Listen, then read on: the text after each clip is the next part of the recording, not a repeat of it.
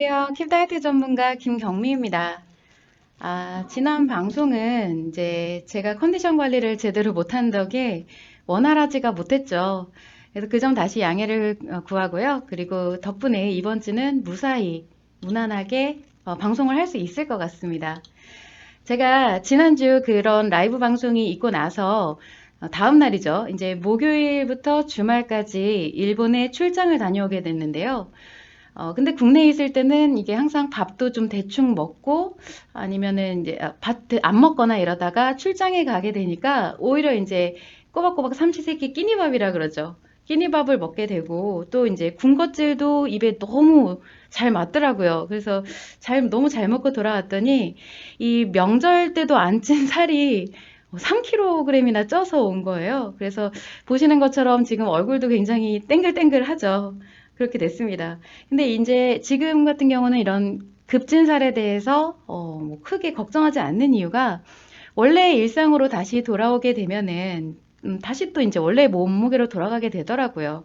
그래서 그렇다고 제가 이제 막 체중이 항상 고정되어 있는 분들처럼 막 옛날 태생적으로 이제 조금 불었다가 다시 돌아오고 이랬던 사람은 아닌데 정말 신기하게도 불과 2년 전만 해도 제가 이런 심리 치료를 받고 그리고 뭐 킵다이어트를 하지 않았을 때는 언제나 이 1kg 조금 찌는 거 아니면 몇백 그램 조금 늘어나는 거 왔다 갔다 하는 거 이런 거에 굉장히 집착을 하고 근데 그러면 그럴수록 오히려 더 감량도 잘 안 될 뿐더러 아니면 뭐 방심하는 사이에 잠깐 훅 쪄버리거나 이런 경우가 굉장히 많았어요. 그래서 급진살에 대한 이런 후처치가 굉장히 잘 안 이루어졌었는데 늘상 이제 보상 심리가 작용을 하고 있고 항상 기본 베이스로 깔려 있는 감정이 이 상처의 감정이다 보니까 내가 의식적으로 항상 제어를 하고 노력하지 않는 이상 어느 순간 이게 이런 잘못된 식습관 같은 게 훅 올라와 버리는 거거든요. 그래서 이제 그때만 해도 이제 급진살이 그냥 원래대로 돌아가는 그런 일은 거의 있을 수가 없었는데 지금 와서 이렇게 봤을 때는 그냥 마냥 이런 3kg 찌고 이런 거 보면은 그냥 웃음이 나요.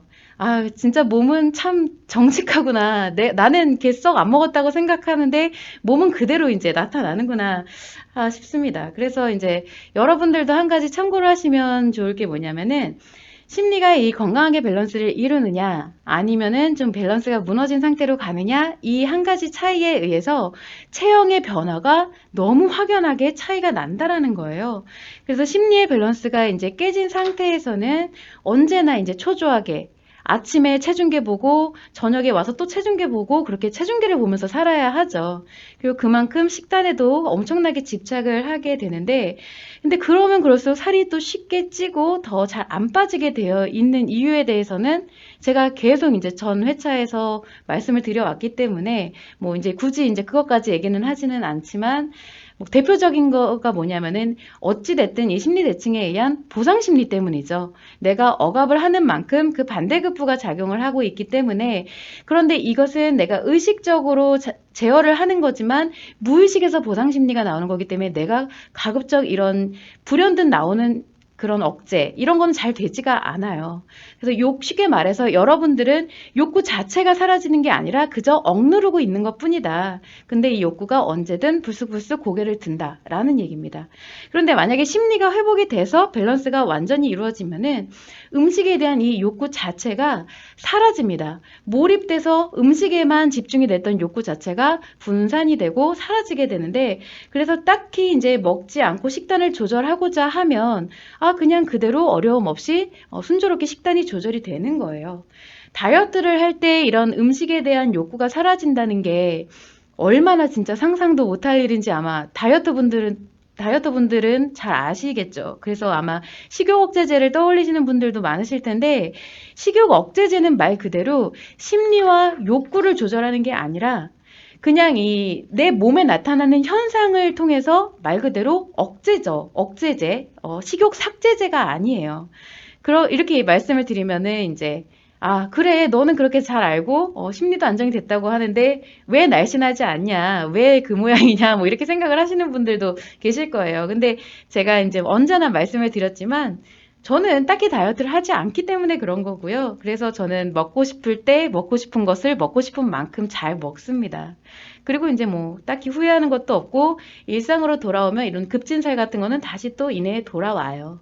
그래서 어떨 때는 또 스트레스를 엄청 받거나 아파서 저번처럼 입맛이 떨어지게 되면은 또 살이 빠지기도 하죠. 찌기도 하지만 빠지기도 해요.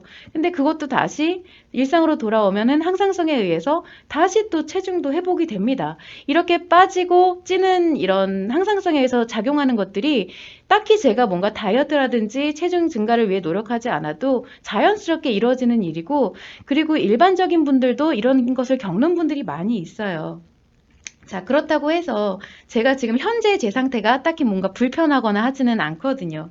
뭐 그렇다고 제가 굉장히 용모가 빼어난 것도 아니지만, 그리고 또 저보고 살을 빼라고 하시는 분들도 굉장히 많아요. 저희 친정 엄마를 비롯해서 많이 계신데, 이제는 그런 것에 대해서 뭔가 전혀 별로 감흥이 없어요. 왜냐면 이제 제가 어떤 모습이든 간에 저를 좋아해 주시고 또 나름 관심도 주시고 예쁘다고 해주시는 분들도 많이 계시거든요. 근데 제가 그게 정말 외형이 예뻐서 그런 게 아니라는 거를 잘 알고 있기 때문에 이제 딱히 제가 살이 찌거나 빠지거나 뭐 이런 부분에 대해서는 크게 신경을 쓰지 않는다라는 거고요. 그러다 보니까 이제 저는 외형에 신경 쓰던 그 에너지를 일적인 것이나 육아에 더 집중을 하게 되고, 외형에 신경 쓰지 않는다라는 것은 과연 그럼 무슨 뜻이냐, 무슨 의미냐라는 건데, 여러분들이 이제 섭식에 대해서 딱히 신경을 안 쓰게 되면은 솔직히 좀 아무거나 더 막 먹을 것 같죠. 내가 식이 조절을 잘 안 하고 하면은 되는 대로 그냥 닥친 대로 먹을 것 같다고 생각을 하시는 분들이 많아요. 그런데 섭식에 신경을 쓰지 않는다는 게 뭐냐면, 사실 이 욕구라는 것 자체가 마음의 작용이죠. 몸의 작용이 아니에요. 그래서 마음이 작용을 하는 것이기 때문에 신경을 쓰지 않으면 이 섭식에 대한 마음이 작용을 하지 않게 되고요. 그렇게 되면은 마음이 작용하지 않기 때문에 욕구도 작용하지 않게 된다는 것입니다. 신기하죠? 그래서 쉽게 말해서 어떤 것을 예를 들 수가 있냐면, 예를 들어서 여러분들이 너무 놀기에 바빠요. 아니면은 일이 너무 바쁜데 그냥 겉으로만 바쁜 게 아니라 정말 내가 거기 흠뻑 빠져서 몰입이 되어 있다라고 하다 보면은 배고픔을 잊어버리게 되죠. 막 진짜 재밌게 놀다 보면은 배고픈 것도 잊어버리게 되고 식사 시간도 놓치게 되고, 그런 것과 같은 원리라고 할 수가 있는 거예요. 이런 섭식에 대한 생각 자체를 안 하고 있다 보니까 욕구가 그쪽으로 움직이지 않는 것이다. 그런데 만약에 이제 가령 일을 하면서도 내가 뭔가 꼬박꼬박 배가 고프고 뭔가 먹고 싶은 이유는 사실 그만큼 이제 일이 재미가 없고 몰입이 되지 않았기 때문이다라고 할 수가 있는 거고요.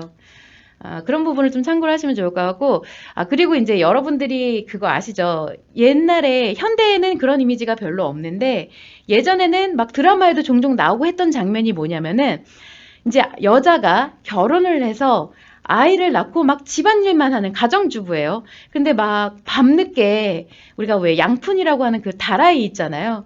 거기다가 막 잔뜩 이것저것 다 때려 넣어서 팍 비벼서 먹어요. 이제 그런 장면이 일부러 뭔가 좀 더 궁상맞게 연출이 되고 보기 싫게 연출을 하는데, 그렇기 때문에 남편들이 또 그런 아내를 타박하는 장면들이 많이 있었어요, 예전에는. 그런데 이게 사실 엄밀히는 아내가 푸짐하게 밤늦게 먹는 모습이 보기 싫은 모습이 아니거든요.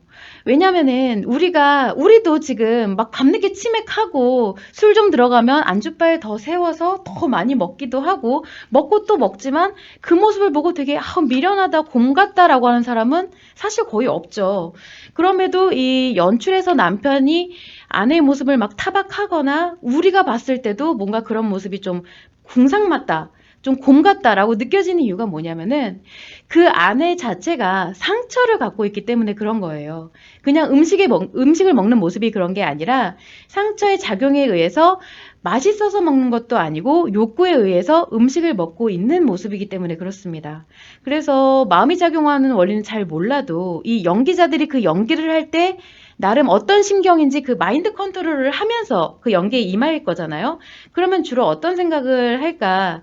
궁상맞은 아내. 남편은 이제 막 자기 일 하느냐 이제 바빠서 막 나가 놀고 관심도 안 주고, 아이들도 나가 놀기 바쁘고, 이제 집에서 아내는 혼자 막 돈 아껴 쓰면서 그러면서 이제 또 좋은 소리도 못 듣고 외롭고, 이런 마인드 컨트롤 하면서 그 연기에 임할 거잖아요.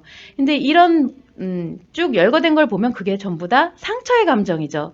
그래서 실제로도 그렇지만 그런 연기에서도 보여주는 게 상처의 모습이 표현되어 있기 때문이지, 여러분들이 한 가지 착각을 하시면 안 되는 게 뭐냐면은 이 자존감이 좀 충만하고 그리고 행복해 있는 여자는 살이 쪄도 예쁘다라는 거예요. 그리고 이렇게 먹는 모습이 밉지가 않아요. 그렇게 막 드라마에서 나오는 막 곰처럼 먹는다던가 그런 게 아니라 먹는 모습도 굉장히 다복해 보이고 예쁘게 느껴진다라는 거죠. 저도 주변에 그런 분들이 몇 분 계신데 어쩜 이렇게 동글동글 인상도 너무 귀엽고 예쁘고 표현하는 하나하나가 너무 예뻐요. 이제 그런 분들하고 같이 식사 자리를 갖게 되면은 그분들이 음식을 맛있게 먹게 되면 이제 같이 기분이 좋아지고 나도 덩달아 맛있게 느껴지고 그 행복을 함께 계속 유지하고 싶어지게 되죠. 그래서 이런 여자의 고유의 매력을 갖는다는 건 이성에만 국한된 게 아니라 같은 동성 그리고 남녀노소 가리지 않고 다 똑같이 그런 생각을 하게 되고 느끼게 되는 건데, 그게 바로 이제 제가 누차 강조를 했던 여성의 매력이라는 겁니다. 자신의 외형하고는 상관없는 고유의 매력이라는 거예요. 그런데 참 안타까운 것이 뭐냐면은 우리는 이제 이 행복이란 게 진정 무엇인지 잘 모르는 시대를 살아가고 있어서, 행복이라는 것은 인간관계 속에서 만들어지는 것인데 사실 요즘은 이제 모두가 인간이기보다는 개개인의 한 사람으로 있으려고 하고, 그리고 단순히 재밌고 즐거운 일이 이제 행복이라고 착각을 하는 시대를 살아가죠. 그래서 이렇게 감각기관을 끊임없이 자극을 하기 위해서 감각기관이 자극이 되는 것이 즐겁고 재미있는 일이니까. 그래서 더 자극적인 거, 좀 더 자극적인 것을 쫓아가는 시대라고 할 수가 있어요. 그런데 사실 정말 안타까운 것은 이 행복의 감정은 감각기관에서 발생하는 것이 아니라는 것입니다. 그래서 여러분들도 한 번쯤은 이런 생각을 해보시기 바라는 마음에서 제가 이제 서두에서 출장 가서 살 쪄온 것까지 한번 말씀을 드리면서 길게 얘기를 드려봤어요. 그래서 참고를 하시면 좋을 것 같습니다. 이제부터 본격적으로 25회 라이브 상담을 시작하도록 할 텐데요. 처음 오시는 분들은 어떤 방식이냐면 이런 채팅창 통해서 다이어트, 기존의 이제 식이요법이든 운동요법이든 이런 관련된 질문을 주셔도 제가 뭐 의사라던가 아니면 영양사, 트레이너급 정도로 전문적으로는 상담을 해드리기가 좀 어렵지만 그래도 제가 여러분들보다는 많은 경험과 지식으로 상담이 가능하고요. 그리고 사실은 주력되는 분야는 이제 다이어트를 하면서 어떠한 심리 문제를 겪고 있는지, 다이어트 전이 됐든 후가 됐든 내가 어떤 심리가 변화가 일어났고 왜 그러한지, 고충은 뭔지, 혹시 섭식장애라든지 이런 걸로 얼마나 어려움을 겪고 있는지 이런 부분에 대해서 채팅을 통해서 상담을 주시면 제가 그 부분에 대해서 어떠한 이런 방향성이나 방법에 대한 것을 설명을 드립니다. 꼭 이제 얘기를 들으시다 보면은 제가 질문이 올라오면 상담을 해드리지만 질문이 없으면 제가 가져온 것을 말씀을 드리거든요.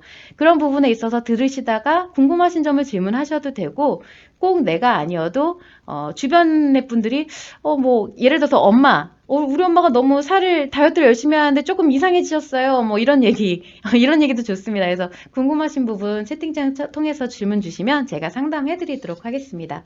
자, 그러면은 이제 질문이 올라오기 전까지 제가 가져온 부분을 한번 설명을 드려보도록 할게요. 제가 앞서서 이제 외형과 매력과 행복 이런 부분을 설명을 드렸기 때문에 그것과 이어서 한번 또 설명을 해볼 거예요. 그래서 80kg이어도 행복하게 살 수 있다라는 주제로 한번 얘기를 해볼 텐데, 일단 여기서 말씀드리는 80kg은 뭐 절대적인 기준이 아니라 상대적인 것이긴 하지만 제가 며칠 전에 본 기사에 나온 게 80kg이어서 한번 말씀을 드려봐요. 얼마 전 기사가 나기를 172kg 여성, 172cm 아닙니다. 신장 아니고 체중이에요. 172kg 여성이 10년에 걸쳐서 92kg을 감량했다는 기사가 났어요. 92kg이라고 하면은 어지간한 이제 성인 남성 한 명이 몸에서 빠져나왔다고 볼 수가 있는 거죠. 굉장한 겁니다. 그래서 기사를 봤는데 그 사진 속의 여성이 굉장히 행복하게 웃고 있는데, 자, 산수를 해보면 172kg에서 92kg 뺐으면 지금 그 여성의 몸무게는 80kg이에요. 그런데 굉장히 행복하고 만족한 삶을 살고 있다라고 인터뷰를 했어요. 근데 그렇게 얘기를 드리면 이제 여러분들은 아니, 어떻게 초고도 비만에서 80kg이 된 사람과 일반 사람과의 행복을 비교할 수 있냐라고 생각을 하실 수가 있겠지만, 어쨌든 초고도 비만에서 살을 뺀 것이든 마른 체형에서 80kg로 살이 찐 사람이든 지금 팩트는 그 사람이 80kg이라는 거죠. 그래서 신장에 따른 체형 차이는 있겠지만 이 80kg 자체는 과체중이거나 비만이에요. 그쵸? 근데 저도 이제 최고로 많이 나가봤던 게 88kg. 사실은 그보다 더 나갈 수도 있겠지만 무서워서 몸무게를 안 재봤어요. 근데 제가 그랬었던 것처럼 여러분들도 만약에 이제 내가 80kg이다, 그 정도가 나간다 라고 하면은 마치 이제 세상이 끝났다고 생각하시는 분들도 많이 계실 거란 말이에요. 그런데 실제로 80kg 정도에서 나름 소소하고 행복하게 살아가시는 분들도 더 계십니다. 그것이 바로 이제 심리적인 차이예요. 그래서 결론적으로는 80kg의 체형이 여러분의 인생을 끝내지 않는다라는 뜻입니다. 물론 이제 제가 권장하는 것도 뭐 평균 체중 내지는 과체중이기는 해요. 왜냐면은 이제 건강한 것을 목표로 봤을 때 한국인의 평균 신장을 보면은 사실 이런 80kg의 과체중이 80kg 자체가 과체중이다, 평균 체중이다 하시는 분들은 없죠. 그렇기 때문에 다이어트를 일단 하기는 해야 돼요. 그러면은 이 목표를 잡는 것에 있어서 목표를 잡긴 하되 미용 체중이 아니라 좀 과체중의 범위 안에 드는 정도로 잡는 것이 바람직하지 않나 라고 생각을 하게 됩니다. 그런데 실제로 우리나라 이제 여성들 같은 경우는 내가 비만 체중에 있다고 하더라도 과체중에 있다고 하더라도 혹은 평균 체중에 있다고 하더라도 모두가 다 미용 체중을 목표로 다이어트를 하게 돼요. 근데 미용 체중에 가까울수록 자신이 더욱 만족스럽고 행복해질 것이라고 착각을 하기 때문에 그렇죠. 근데 실제로는 다이어트의 강도와 목표치가 크면 클수록 이 반대되는 스트레스와 강박이 커지기 때문에 어떻게 보면은 행복하고는 점점 더 거리가 멀어지는 거라고 볼 수가 있어요. 근데 이제 다만 이것이 내가 갈수록 이제 체중이 점점 감소를 하다 보니까 점점 자신감이 높아지면서 그것에 가려지게 되고 혹은 이런 자신감에서 비롯되는 긍정 기분에 덮이다 보니까 내가 그런 심리 문제를 자각하지 못할 뿐이라는 거죠. 그래서 내가 마치 이 자신감에 넘치는 모습이 행복이다라고 생각을 하게 되는데 실제로는 점점 거리가 멀어지고 있다라는 거예요. 그렇다고 한들 어찌됐든 다이어트에 성공하신 분들은 이 요요에 대한 강박에서 벗어나지 못하는 것은 누구도 부인할 수가 없습니다. 내가 이미 뺐다고 하면 그 뺀 것을 유지하기 위해서 요요에 대한 강박이 발생하는 건 누구나 다 똑같아요. 자, 그래서 어쨌든 제가 다시 본론으로 돌아오자면 이 기사를 통해서 드리고 싶은 말씀이 뭐였냐. 현재의 체중이 여러분의 행복을 좌우하지 않는다라는 부분인데 여러분은 이 체중에 관련한 불행감, 상대적인 불행감에 있어서 체중은 상대적인 게 아니냐. 어떻게 그거를 다 똑같이 불행하지 않고 행복할 수 있다고 말할 수 있냐라고 하시지만 그 자체가 모순이라는 거예요. 왜냐하면 대부분이 생각하는 최고의 미의 기준은 미용 체중이라는 절대적인 기준이 있죠. 내 행복에 대한 절대적인 기준은 미용 체중이에요. 그런데 불행을 느끼는 체중은 상대적이다? 그거는 좀 모순인 거죠. 미용 체중이 절대적인 기준이면 불행을 느끼는 체중도 절대적이어야 되는데 불행을 느끼는 체중은 상대적이라고 생각을 한다라는 거죠. 결국 그래서 행복을 느끼는 체중도 불행을 느끼는 체중도 모두가 상대적이라는 것이고 그 말인즉 내가 어느 체중에 있어도 상대적으로 나는 행복감을 느낄 수가 있고 그것은 체중과 행복이 곧 직결되지 않는다라는 것을 풀이한 것과 마찬가지입니다. 물론 우리가 이제 행복을 하기 위해서는 마음의 안정에 앞서서 몸이 먼저 건강해야 됩니다. 무조건 몸이 건강해야 행복도 추구해 나갈 수가 있기 때문에 그래서 어느 정도 일정량의 감량은 필요해요. 내가 너무 이제 지나치게 비만하다고 하면 그러나 이제 그렇다고 해서 내가 과체중에서 좀 더 벗어난다고 해서 막 하늘이 무너질 것 같은 그런 심리 문제가 발생하지는 말아야 한다라는 것이죠. 그래서 우리가 이제 이렇게 체중에 대한 강박으로부터 하나씩 자유로워질 때 전반적인 사회 인식이 변화한다라는 거고 우리나라 여성이 특히나 체중에 대한 기준이 굉장히 엄격하죠. 너무 타이트하고 민감해요. 저도 이제 과체중인데 한국에서는 뚱뚱한 편에 속합니다. 그래서 뭐 트레이너가 됐든 이제 비만 클리닉 의사분들이 됐든 다 저보고 살 빼라 그러세요. 근데 만약에 유럽권에 가서는 저는 그렇게 뭐 막 살을 빼야 될 정도로 비만한 체형도 아닌데다가 일단 생각하는 개념 자체가 이 타인의 외형에 대해서 살을 빼야 된다라고 생각하는 것은 제 기준이죠. 내 기준을 타인에게 강요를 해서 살을 빼야 된다라고 말하는 자체가 신뢰라는 개념이 우리나라에는 좀 약하다. 그걸 많이 간과하고 있다라는 부분이 좀 안타깝고요. 그래서 누차 말씀드리지만 이 여성의 매력은 건강한 외형과 심리에 따라서 거기에 행복한 표현을 할 때 매력을 느끼는 것이지 외형에서 나오는 것이 아니라는 점을 참고를 하시면 좋을 것 같습니다. 그래서 가장 첫 번째로는 이 스트레스와 상처를 원활하게 회복할 수 있는 자가적인 힐링 시스템을 만드는 게 가장 중요하고요. 다이어트에 앞서서 이제 그로 인해서 밸런스가 안정이 되는 것이 첫 번째라는 것을 꼭 염두하시면 좋을 것 같습니다. 네, 참고를 하시면 좋을 것 같아요. 안녕하세요. 스피아님, 신수정님. 신수정님. 음식을 맛있게 먹으면 살이 더 찔까요? 라는 질문을 주셨는데 우리 최하정 씨가 굉장히 명언을 남긴 게 있죠. 맛있게 먹으면 0칼로리라고 합니다. 그래서 뭐 우스갯소리기는 한데 사실 그 말을 믿으시는 분은 없죠. 근데 음식을 맛있게 먹으면 살이 더 찔까?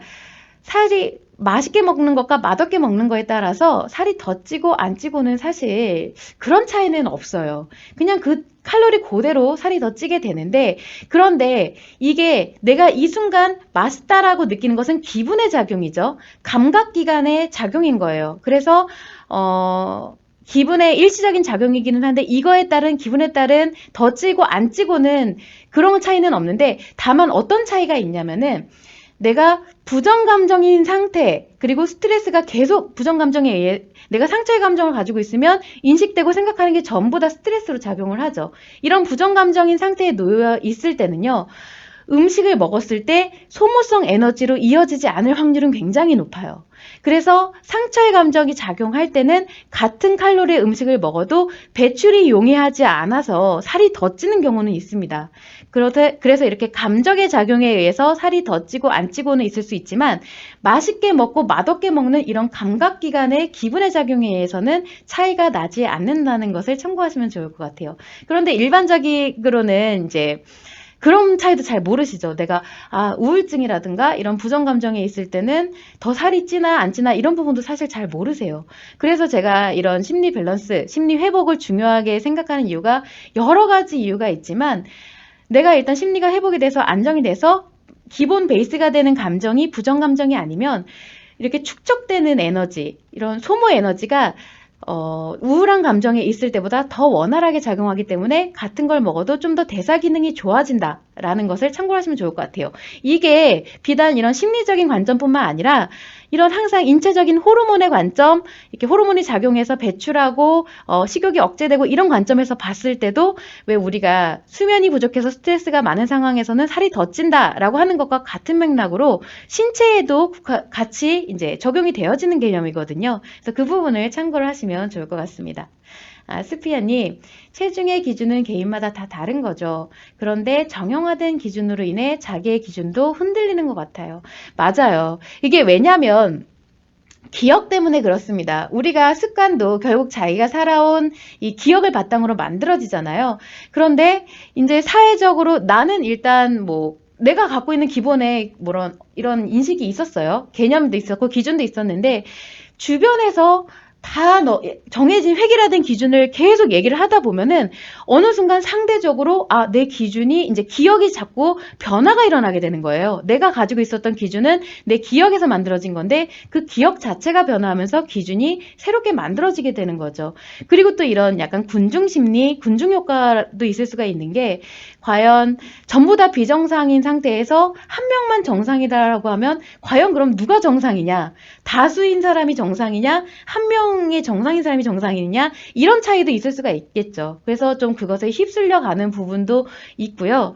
체중의 기준이라고 말씀하시는 것은 내가 정상이라고 느끼는 체중의 기준을 말씀하시는 거겠죠. 그거는 이제 자기가 느끼는 심리적인 기준이 다 다르고 그리고 이런 신체적인 부분에서도 체성분 함량이라든가 이런 거에 따라서 개인마다 다 달라집니다.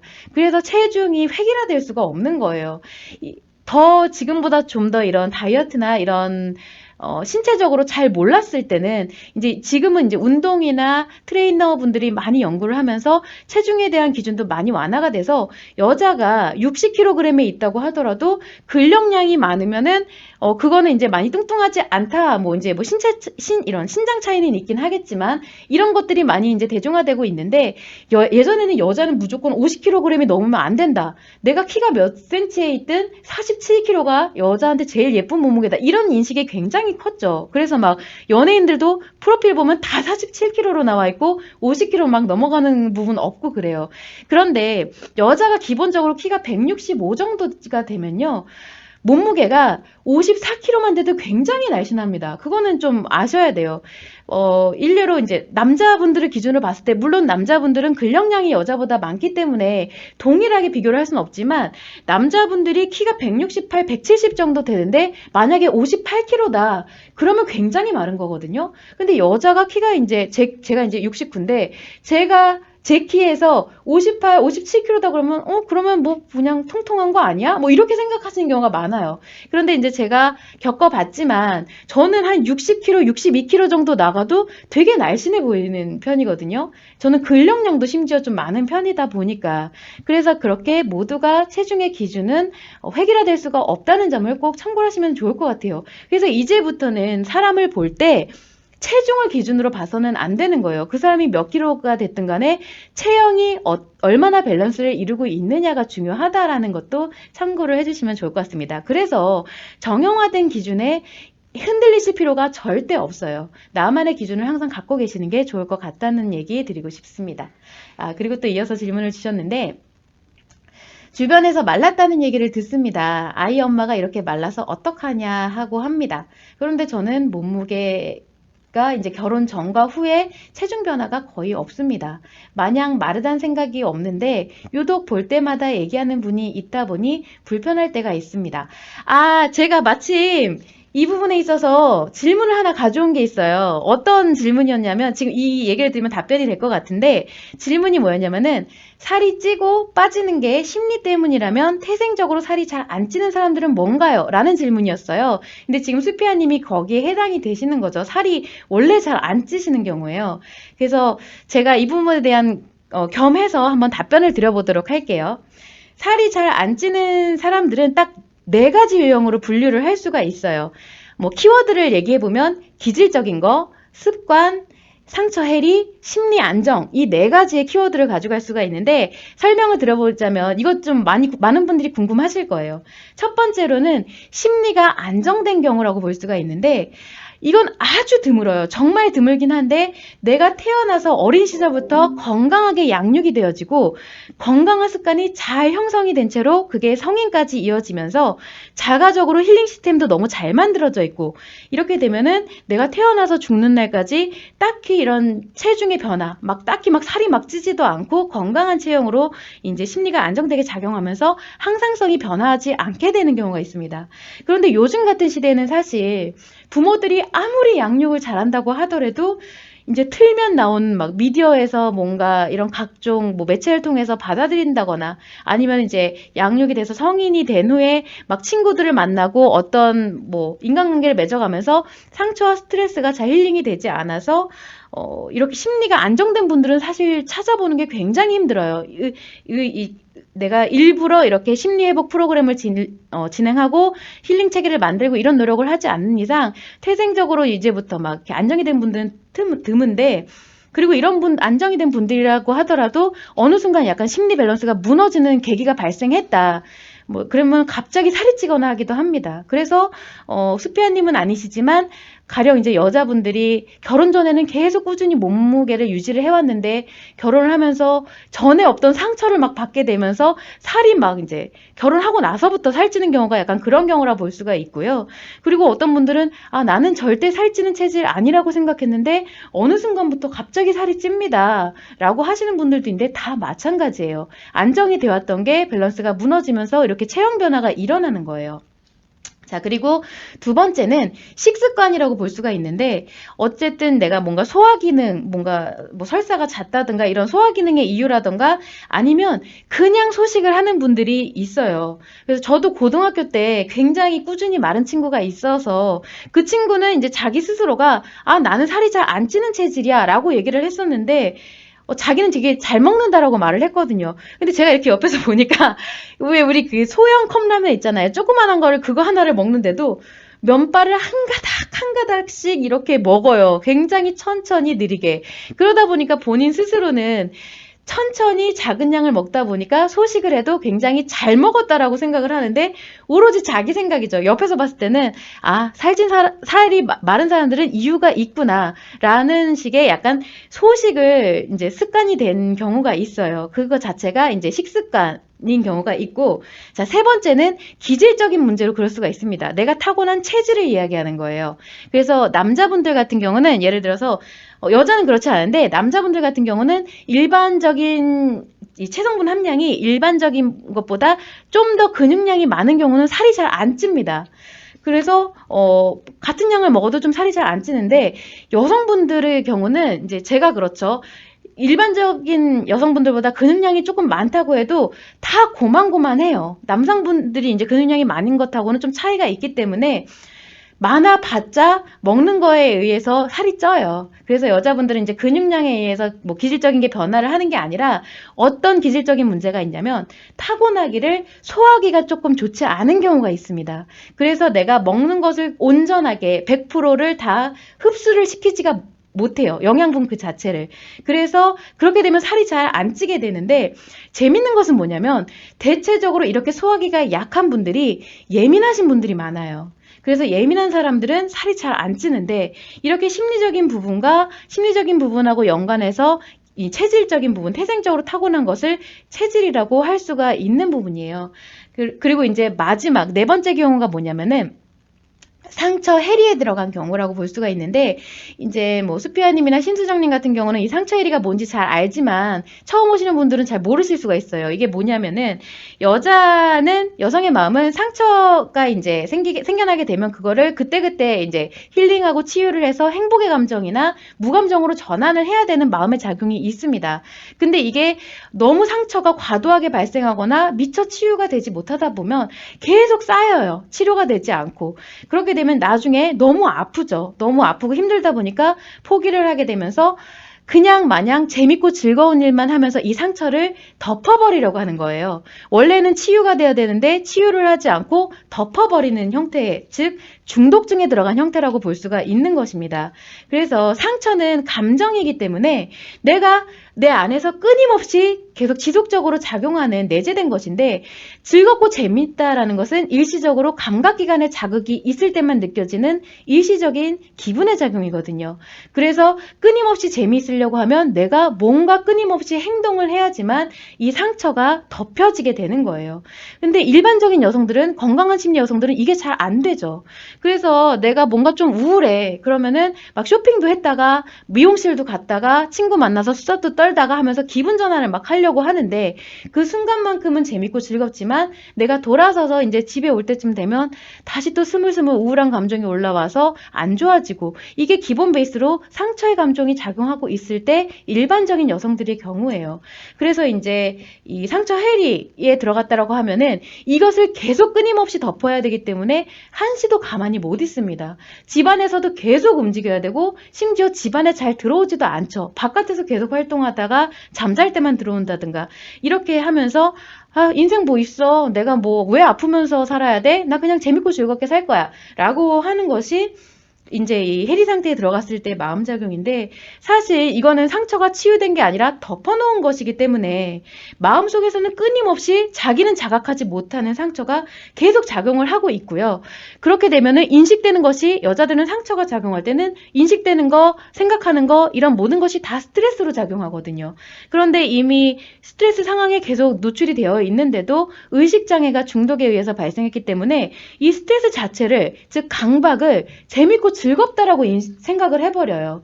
그래서 결과적으로는 이제 자신은 느끼지 못하는 스트레스가 계속 쉴 새 없이 작용하고 있기 때문에 끊임없이 내 안에선 소모성 에너지가 계속 발생을 하고 있는 거예요. 그러다 보니까 살이 잘 안 찌게 되겠죠. 사실은 안 찐다기보다 계속 소모를 하고 있다. 의식의 작용에 의해서 소모를 하고 있기 때문에 상처1위에 들어간 여성들은 생각보다 살이 잘 안 찌고 말라 있다라고 볼 수가 있는 것입니다. 그래서 우리가 왜 간혹 이제 지하철이나 공공장소에서 약간 히스테리 같은 거 부리시는 중년 여성 보면은 굉장히 마른 경우가 많아요. 그래서 뭐 약간 악이라고 해야 되나 깡이라고 해야 되나 막 악에 받쳐서 엄청 몸은 마르고 그랬는데 그런 경우를 볼 수가 있죠. 그런 게 바로 이런 약간 스트레스, 히스테리, 상처 해리의 상태라고 보시면 되고, 그래서 이 네 가지 경우가 살이 계속 안 찌는, 꾸준하게 마른 채로 유지가 되는 네 가지 경우라고 보시면 돼요. 그래서 수피아 님도 이 중에 해당이 되신다고 볼 수가 있는 거고요. 그렇게 생각하시면 이제 질문에 좀 답변이 될 것 같은 게 뭐냐면은, 예를 들어서 수피아 님은 계속 안정된 마음작용이라든가 기질적인, 체질적인 문제로 조금 마른 상태라고 했을 때, 이제 결혼 후에도 다시 또 뭐 어떤 트라우마를 겪는다고 했을 때 일시적으로 변화는 할 수 있지만, 그게 회복이 되면 다시 또 이내 예전의 상태로 돌아가는 경우다라고 할 수가 있습니다. 근데 그런 거에 있어서 이제 주변 사람들이 왈가왈부할 필요가 없어요. 아니, 어찌됐든 엄마가 아이를 키우는 데 있어서 말랐던 살이 쪘던 엄마의 이런 에너지는요, 딱히 살에서 나온다고 할 수는 없거든요. 물론 이제 중년 여성으로 갈수록 약간 지방이 있는 게 여성의 이런 체력적인 부분에서 보완이 되긴 하지만, 엄마가 아이를 양육하는 데서 나오는 에너지는 이런 몸에서 나오는 에너지라기보다는 마음 에너지에서 작용을 많이 한다라고 보시면 돼요. 그래서 그런 거는 이제 딱히 신경을 쓰시지 않으시면 좋을 것 같습니다. 그리고 이제 제가 이거 또 뭐가 있냐면, 이거 연관해서 살이 안 찌는 경우가 있다라고 하면은 반대로 물만 먹어도 살이 찌는 경우 있다라고 하죠. 나는 물만 먹어도 살이 쪄 라고 하는데, 사실 물만 먹어도 살이 찌는 경우는 없습니다. 물론 이제 수분에 의해서 붓기는 생길 수가 있어요. 근데 물 자체는 칼로리가 없기 때문에 이렇게 이제 신진대사를 돌리거나 이런데 윤활의 역할을 하다 뿐이지, 이렇게 막 축적을 해서 에너지를 쓴다? 이런 개념 자체가 아니에요. 그래서 물만 먹어서 살이 찌는 경우는 없고요. 이 맥락과 같은 맥락으로 붓기가 오래가면 살이 된다, 이런 말도 있죠. 이건 진짜 말도 안 되는 이야기입니다. 붓기는 말 그대로 수분이 정체된 상황이에요. 그리고 살은 지방이죠. 근데 아무리 몸속에 수분이 오랫동안 정체되어 있다고 하더라도 물이 어떻게 기름이 되나요? 말이 안 되죠. 수분이 오래 있다고 해서 지방으로 변화할 수가 없어요. 그래서 뭐, 붓기가 오래되면은 그게 뭐 약간 뭐 단단해지거나 이런 거는 뭐 기분에 따라서 그럴 수는 있지만, 뭐 예수님의 기적도 아니고 물이 지방이 되는 경우는 없습니다. 그래서 물만 먹어도 살이 찌는 경우다 할 때는 대체로 신진대사가 남들보다 좀 낮은 거예요. 내가 다이어트를 반복을 해왔든 아니면은 뭐 어떤 질환을 앓았다가 하면서 이게 신진대사가 좀 낮아졌든 간에, 그래서 남들보다 살이 좀 더 잘 찌는 경우라고 볼 수가 있고요. 특히나 이제 앞서서 말씀드렸다시피 이런 심리 밸런스가 무너져 있으면 자신도 모르게 이런 섭식에 대한 욕구 조절이 잘 안 되는 거죠. 그런데 이런 욕구라든지 섭식을 하는 행위는 상처가 기본적으로 베이스로 작용할 때 무의식에 의해서 일어나기 때문에, 내가 의식적으로 자각하는 게 아니라 무의식적으로 자각이 되지 않은 상황에서 하는 것이다 보니까 자기가 얼마나 뭐를 먹는지 잘 모르는 거예요. 그래서 나는 딱히 안 먹은 것 같은데 계속 살이 찐다, 그래서 나는 물만 먹어도 살이 찐다 라고 생각을 하는 경우가 많다라는 거죠. 그래서 이런 부분도 참고를 하셔서 결과적으로는 이 원인이 없이 결과가 있지는 않다라는 거, 원인이 없이 체형의 변화가 있지는 않다라는 것을 아시면 좋을 것 같아서 이제 수피아님 질문 주신 겸 해서 한번 가져와 봤습니다. 참고를 하시면 좋을 것 같아요. 그러면 이제 제가 또 질문이 올라오기 전에 다시 한번 가져온 것에 대해서 설명을 드려보도록 할게요. 제가 또 질문 받은 것 중에 하나, 이거는 이제 킵 다이어트 프로그램에 관련된 거를 얘기를 드리고 싶은데, 뭐냐면 이 킵 다이어트를 하는데 증량이 된다라고 나름 항의성, 그러니까 클레임성 질문을 하시는 경우가 있어요. 근데 킵 다이어트 프로그램을 하면서 증량이 되는 경우는 제가 딱 세 가지 경우로 항상 동일하게 설명을 드립니다. 뭐냐면은 첫 번째로는요. 이미 킵 다이어트를 시작하시기 전에 너무 극단적으로 타이트하게 식단 조절을 하고 그리고 너무 강도가 높은 이 하드하게 운동을 하신 경우에요. 이럴 때는 이제 제 아무리 킵 다이어트가 아니라 다이어트의 신이 강림을 하셔도 이 요요를 막을 수가 없어요. 그 극단적인 식단 조절과 운동을 멈췄을 때는 그 요요를 막을 수가 없습니다. 그래서 어느 정도 리셋의 개념을 생각하셔야 되는 게 뭐냐면 언제까지 내가 죽는 날까지 그런 극단적인 식사 그리고 극단적인 운동을 하면서 살아갈 수가 없잖아요. 한시적으로 딱 3개월 정도 하더라도 내가 일생을 살아가는 데 있어서 소모하는 에너지가 너무 큰 작용이에요. 몸도 굉장히 많이 망가지고 심리도 굉장히 많이 망가집니다. 그래서 이건 조금 리셋을 해서 올바르게 다이어트를 건강하게 한번 다시 해봐야겠다 해서 어느 정도 다시 요요가 오는 것을 감안을 하고 살은 내가 심리가 회복이 되면요. 너무나 나중에 지금 이런 상처가 있을 때 다이어트를 하는 것보다 수월하게 다이어트를 할 수가 있기 때문에 언제든 어떻게든 뺄 수가 있지만 이왕 킵 다이어트를 하시는 동안에는 심리 문제를 회복할 수 있는 이런 뭐라 그래야 되지? 이런 체험이나 경험은 없거든요. 다른 데서 살을 막 운동시켜서 살을 빼고 이런 거는 많지만 심리를 회복하는 프로그램은 많지가 않아요. 그래서 이럴 때는 어느 정도 리셋 개념을 생각을 하시고 다시 임하셔야 되는 것이고 두 번째는 뭐냐면은 애초에 내가 좀 마른 체형이거나 조금 약간 저체중인데 좀 과도한 욕심에 의해서 미용 체중을 목표로 하는 경우 킵 다이어트를 진행하게 되면요.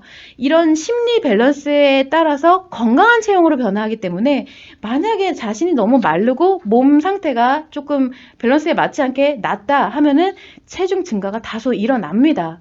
그거는 어쩔 수가 없어요. 그래서 건강한 체형으로 변화를 하게 되는데 애초에 이 미용 체중이라는 거는요.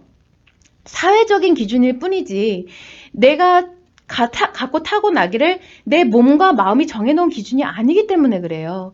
내 몸과 마음은 내가 건강하고 행복하게 사는 데만 관심이 있지 사회적인 기준 따위는 관심이 없거든요. 그래서 이럴 때는 킵 다이어트를 통해서 과도한 기준을 추구하게 만드는 내 욕구, 욕심 이런 심리 문제를 없애는 게 가장 중요한 거예요. 그걸 참고하시면 되고 세 번째는 뭐냐? 세 번째는 말 그대로 노력하지 않는 경우예요.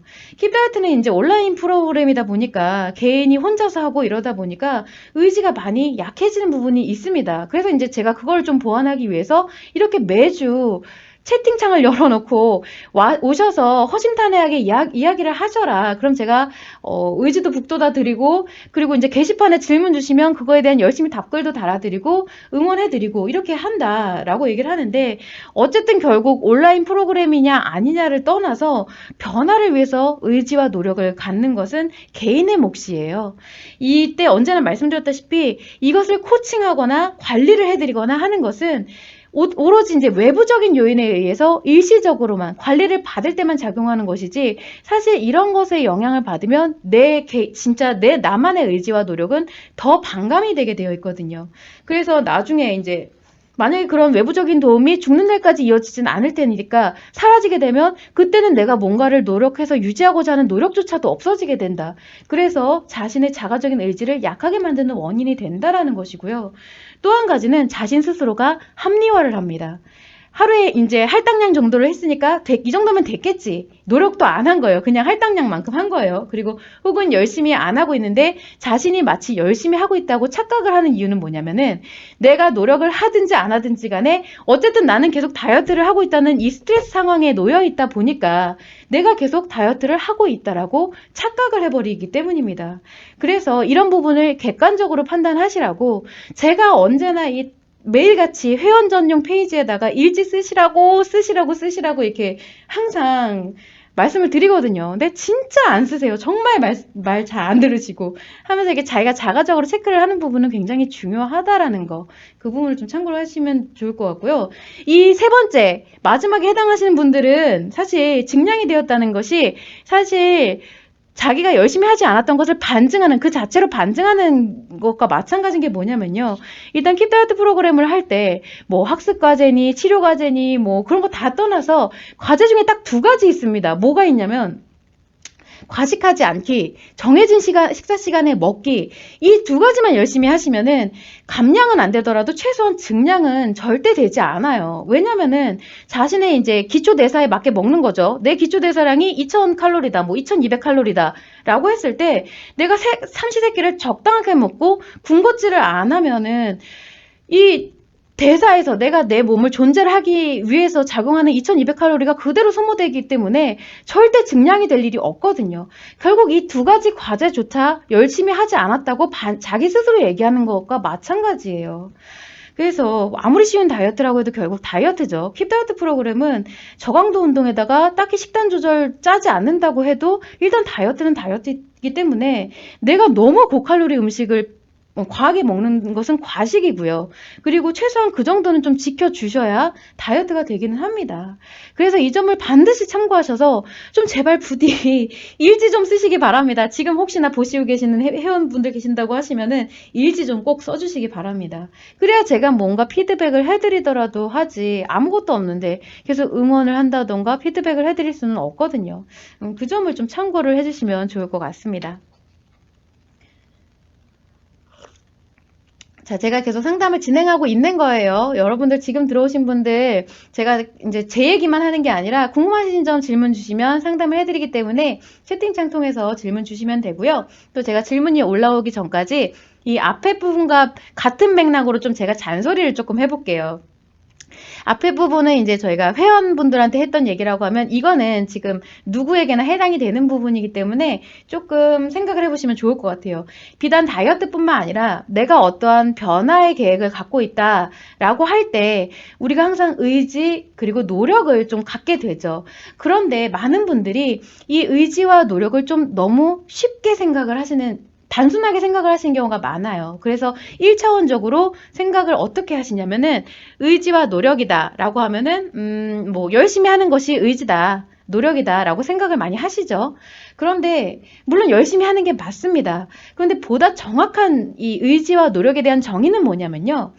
안 될 때 열심히 하는 게 의지와 노력이에요. 그냥 이렇게 잘 될 때 하는 것은 의지와 노력이 아니죠. 그냥 순탄하고 재밌으니까 하는 것 뿐이에요. 그래서 안 될 때 이 어렵지만 열심히 하는 것이 의지와 노력이라고 할 수가 있는데 우리가 이런 환경적인 영향과 심리적인 영향을 이런 굉장히 많이 받게 됩니다. 특히나 다이어트는 환경적인 영향을 많이 받게 되는데 한번 좀 살펴보면은 첫 번째는 이 계기를 만들어주는 여건이 좀 필요해요. 그래서 가령 내가 트레이너와 계약을 해서 약속을 하고 돈을 지불했다 라고 하면 그 자체가 좀 계기가 되죠. 그래서 이럴 때는 혼자서 운동하는 것보다 좀 더 의지와 노력이 강화된다라고 생각하는 경우가 일반적입니다. 자, 그리고 두 번째는 어떤 섭취를 조절할 수 있는 환경이 갖춰져야 된다라고 생각을 하는데, 뭐 예를 들어서 회식이 많이 없는 시기라든가 아니면 결혼식이나 뭐 이런 경조사가 많이 없는 시기, 혹은 뭐 여름이 오기 직전, 아니면은 당사자가 결혼을 하기 직전, 이럴 때는 좀 동기부여가 상당히 되기 때문에 이런 환경을 다이어트의 최적의 시기 혹은 최적의 환경이라고 생각을 해서 환경적인 이런 핑계를 좀 많이 가지시는 경우가 많이 있어요. 그래서 이제 온라인으로 다이어트를 진행을 한다고 하면 많이들 이야기하시는 게, 너무 혼자서 하는 것 같아요. 너무 힘들어요. 방치되는 것 같아요. 뭐 관리해 주시는 사람이 필요해요. 뭐 이런 얘기도 많고요. 어떤 분들은, 오늘은 회식이 많아서, 우리 회사는 회식이 많아서 다이어트 하기 힘들어요. 앞으로 송년회 있고 신년회 있고 명절 있고 계속 주구장창 행사가 많아서 힘들어요. 뭐 이렇게 막 실패 요인을 찾는 경우가 굉장히 많은데 정말 이러한 환경적 요인이 다이어트를 실패하게 만드는 것인가에 대해서 꼭 한번 생각해 봐야 된다라는 거죠. 나, 개인, 자신이 아닌 이런 외부와의 연관성을 자꾸 생각을 하게 되면은 외부의 필요에 의해서 스스로 노력하는 것이 아니게 되면은 적어도 자신의 의지는 온전한 것이 아니라 반감이 된다라고 앞에서 말씀을 드렸어요. 그래서 이제 외부에서 어떠한 큰 계기, 강압, 외적 동기가 주어지면 그 외부적인 요소가 작용하는 때만큼은 효과도 볼 수 있고 노력을 하게 되죠. 그런데 그런 외부적인 계기나 강압, 외적 동기가 없어지게 되면요. 스스로의 의지는 남아있는 게 없어져 버린다고 말씀드렸어요. 물론 자가적으로 의지를 갖고 노력하는 게 결코 쉬운 일이 아닙니다. 저도 이제 자의에 의해서, 타의에 의해서 혼자도 살을 빼보고 이런 트레이닝, 외부적인 도움, 시술, 수술 이런 걸 통해서 다이어트를 해보기도 했지만 정말 쉬운 일이 아니에요. 그런데 여러분들이 한 가지 아셔야 될 게 뭐냐면은 이 내 몸의 컨트롤 타워라는 것은 내 몸 안에 있는 마음이라는 거예요. 내 몸 안에 있는 것이지 외부에 있지 않고 타인에게 있지를 않습니다. 그래서 내가 내 몸을 변화시키려면요. 내 스스로 동기랑 계기랑 의지를 갖고 노력을 해야 된다라는 거예요. 근데 이게 너무 힘들기는 하지만 제가 그래도 한번 말씀드렸다시피 필승법은 반드시 있어요. 뭐냐면 이 필승법이 뭐냐면 아, 싫다, 좋다, 좋다조차도 생각하지 말고 그냥 아무런 생각 없이 그냥 하는 거예요. 예를 들어서 언제나 의지를 약하게 만드는 게 뭐냐? 생각입니다. 의지를 강하게 만드는 것도 생각인데 의지를 약하게 만드는 것도 생각이에요. 그래서 이제 가령 운동이다라고 하면은 아주 이제 훌륭하신 분들이 좋은 말씀 많이 하십니다. 막 내가 앞으로 변화할 모습을 상상해라. 막 이미지를 메이킹하고 그리고 마인드 컨트롤을 아 내가 이만큼 해서 이렇게 날씬해져야지라고 마인드 컨트롤을 꾸준히 해라라고 이런 얘기를 많이 하시는데 사실 이거는 굉장히 효과적인 방법이기는 해요. 효과성에서 보면. 그런데 이게 중독으로 빠져들기 굉장히 좋은 방법입니다. 계속 긍정 기분을 유지하려고 하는 마인드 컨트롤이기 때문에 굉장히 위험한 방법이에요. 그래서 이런 마인드 컨트롤보다는 더 중요하고 필승법이라고 할 수 있는 게 가령 아침 운동을 한다. 내가 아침 운동을 한다 그러면은 뭐 내가 힘들지만 일어나서 이걸 해서 살이 얼마만큼 빠져야지 이런 생각을 하는 게 아니라 그냥 눈 뜨고 그냥 일어납니다. 그래서 그냥 신발 신고 나가세요. 그리고 이 과정에서 아무런 생각이 없어야 됩니다. 아, 5분 더 자면 좋을 것 같은데, 오늘 날씨가 추울 것 같은데, 이런 생각하지 말고 그냥 일어나서 그냥 신발 신고 그냥 나가는 거예요. 그렇다면 생각과 의지가 곧 생각이죠. 그럼 이 생각, 의지는 언제 갖느냐? 여성들 같은 경우는요, 아무리 내가 긍정 기분에 있다고 하더라도 반드시 주기적으로 다운이 되는 때가 있어요. 감정적으로 상처가 작용을 하면서 다운이 되게 되는 때가 예를 들어서 약간 3일 주기 정도로 올라오게 되어 있는데 이럴 때는 내가 아무 생각 없이 그냥 하는 것이 너무 힘들어집니다. 왜냐면은 여성은 감정의 작용이 내 생각에 영향을 너무 크게 미치기 때문에 그래요. 이럴 때 가끔 3일에 한 번씩 다운될 때 한 번씩 다시 의지를 되새기고 동기를 부여하고 리마인드 할 때 의지를 가질 때 생각을 하는 것이지 만약 이래서 의지가 생겨나서 다시 이제 다이어트에 임한다고 했을 땐 다시 또 생각을 잊어버리고 그냥 일어나서 신발 신고 나간다. 이것이 반복적으로 그냥 이루어져야 됩니다. 그러면 무조건 필승법이에요. 무조건 성공할 수가 있어요. 어느 순간에 이르면 변화가 반드시 일어납니다. 자, 그러면은 어떤 외부적인 계기가 있어서 하는 것, 그리고 내가 자가적인 의지와 노력으로 하는 것에 있어서 효과성 면에서는 차이가 있느냐? 없습니다. 효과성 면에서는 차이가 없어요. 제가 자가적으로 노력을 해서 살을 뺐을 때, 그리고 트레이닝을 받으면서 노력해서 뺐을 때 동일하게 체중 감량을 할 수가 있었고요. 그리고 한편으로는 이런 자가적인 의지와 노력이 훨씬 단단하고 강력하고 장기적인 효과가 있는 게 뭐냐면은 앞서서 말씀드렸다시피 타인에 의해서 강압적으로 이 의지와 노력을 갖게 되는 것은 내가 이런 외부적인 요인이 사라질 때는 단기적인 효과를 본 이외에는 사라져 버려요.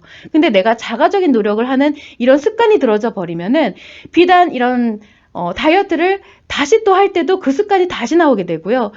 만약에 내가 다이어트를 했는데 성공을 했어요. 그리고 유지가 되고 나서 다른 변화, 다이어트가 아닌 뭔가 공부를 해서 무슨 시험에 통과해야 돼. 이럴 때도 그 습관이 나옵니다. 그래서 자가적인 의지와 노력을 갖는 것이 훨씬 장기적으로 봤을 때는 효과성 면에서 오히려 더 좋다라고 볼 수가 있는 거고요.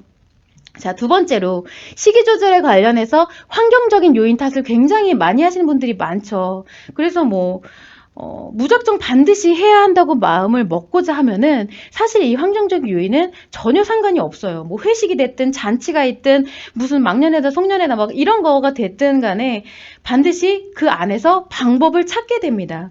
왜냐면은 이 다이어트에 할애하는 비중 자체가 달라지기 때문이에요. 내가 엄청난 의지를 갖고 있다고 하면 누가 뭐라고 해도 다이어트에 대한 식이 조절에 대한 비중이 커지게 되는데 이게 무슨 말이냐면 의지가 약할 때는 핑계가 회식 때문에 안 돼요. 뭐 때문에 안 돼요. 라는 핑계를 찾게 되죠. 근데 이제 내가 의지를 갖고 임하게 되면은 식이 조절 때문에 회식을 아예 피해버리거나 아니면 회식 자리 내에서도 식이 조절을 하기 위한 핑계를 찾는 것으로 변화를 하게 되는 거예요. 그래서 예를 들어서 막 내가 풀떼기만 먹고 있어.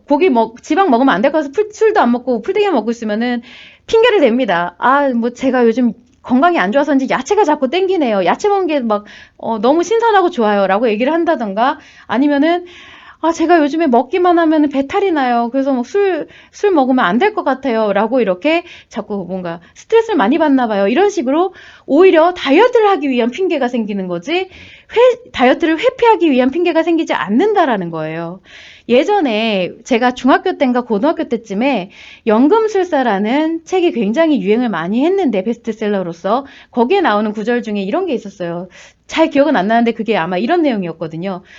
당신이 하고자 하는 일을 진심을 다해서 간절히 바라면 온 우주가 그걸 돕는다라는 말이 있었는데, 그때는 진짜 뭐 허무맹랑하다라고 생각을 했죠. 근데 이제 와서 제가 마음과 심리에 대한 작용을 알고 나서 다시 생각을 해보면 이게 무슨 말이냐. 언제나 삶과 인생은 여러분이 원하는 방향으로 흘러가게끔 되어 있습니다.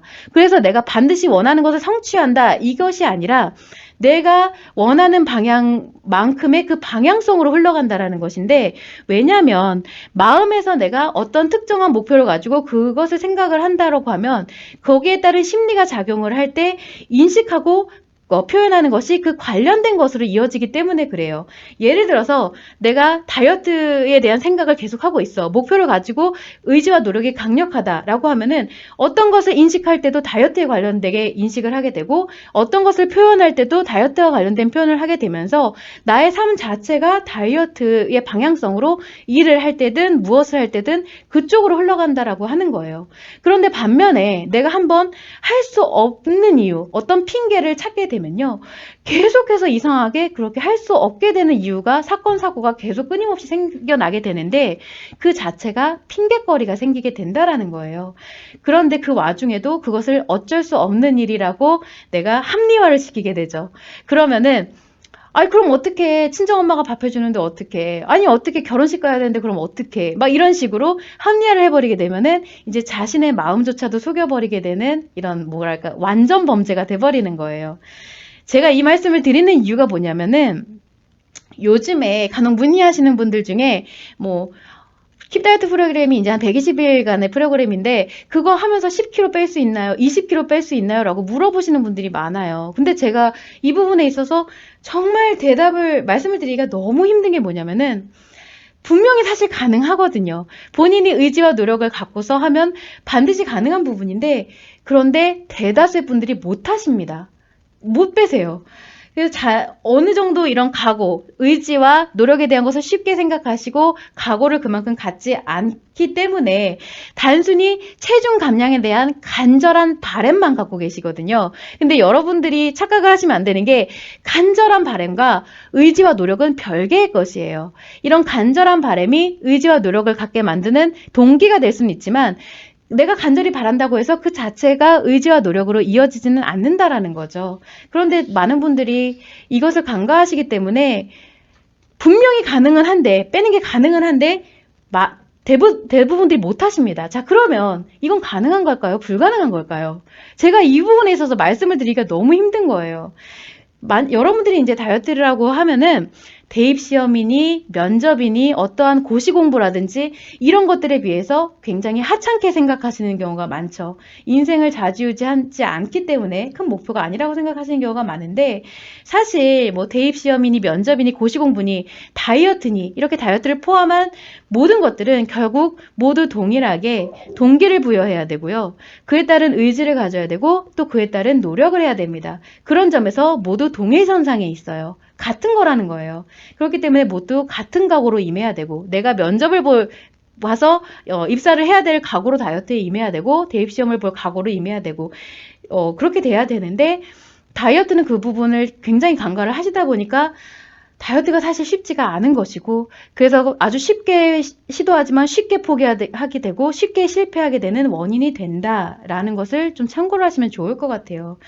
그래서 여러분들은 내가 비단 다이어트뿐만 아니라 어떤 변화에 있어서든 이 의지와 노력이라는 것을 너무 쉽게 생각하시는 것이 아닌가 한번 생각을 해보시면 참 좋을 것 같다라고 생각해서 말씀을 드려봅니다. 의지와 노력은요, 항상 염두하시기를 잘 안 될 때 하는 것이 의지와 노력이에요. 내가 잘 될 때 하는 것은 그게 아니라는 점을 꼭 참고를 하시면 좋을 것 같습니다. 자, 이제 이렇게 해서 시간이 이제 됐는데 질문이 없기 때문에 마무리를 해보도록 할게요. 제가 라이브 방송을 준비하고 원고를 쓰거나 아니면 이제 칼럼을 쓰면서 좀 느꼈던 점이 뭐냐면은 나는 생각보다 정말 말이 많고 삼천포로도 잘 빠지는 사람이구나 라는 것을 요즘에 이제 들어서 많이 느끼게 돼요. 저도 이제 마음이론을 공부하고, 이렇게 치유가 되기 전까지는 우울증이 굉장히 심하게 있었다 보니까, 그러다 보니까 표현하는 것이 굉장히 제한적이었어요. 굉장히 저를 억압하는 성격이었겠죠. 우리가 이제 표현하는 것에는 말과 행동과 표정 세 가지로서 표현을 하게 되는데, 제가 이런 행동하고 표정은 굉장히 풍부한 편이거든요. 표정도 풍부하고 몸 쓰는 일을 많이 해왔어요. 나름 표현이다 보니까. 근데 말은 잘 안 했거든요. 이 말을 잘 안 한다라는 게 내 감정 상태에 대해서 그리고 내 감정을 섞어서 표현하는 것, 말을 하는 걸 잘 안 했다라는 얘기인데 그러다 보니까 제가 이렇게 말이 많고 글도 이제 말로 바꾸는 작업이다 보니까 말이 많은 거죠. 그런 사람인지 잘 몰랐던 거예요. 그리고 또 이렇게 한 주 동안 계속 이제 라이브 방송이 있기까지는 PC에 앉아서 개인 작업만 계속 하다 보니까 딱히 말을 할 그런 여건도 없어요. 그래서 이렇게 한 주에 한번 라이브 방송을 하게 되면 끝나고 나면은 알게 모르게 목이 좀 쉬어 있고 그리고 굉장히 후련합니다. 표현을 많이 했기 때문에. 제가 이 말씀을 드리는 이유가 뭐냐면은 다이어트에 이제 어지간하게 빠져 계신 분들은 두 가지로 나타나요.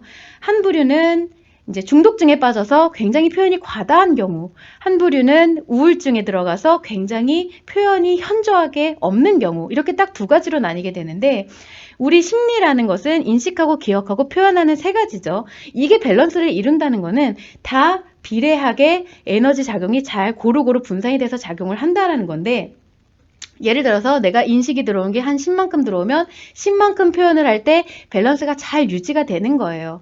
그리고 기억 역시 내가 무의식과 끊임없이 작용을 하지만 상처 때문에 계속 과도하게 작용하지 않는 이상은 항상 고만고만하게 작용을 하면서 이 세 가지가 딱 이렇게 안정감 있게 밸런스를 이루는 게 심리의 밸런스가 이루어진다. 우리가 회복을 하는 궁극적인 목표다라고 얘기를 하는 것인데, 만약 여성이 이 인식이 되는 것은 그대로거나 아니면은 조금 없어요. 많아요.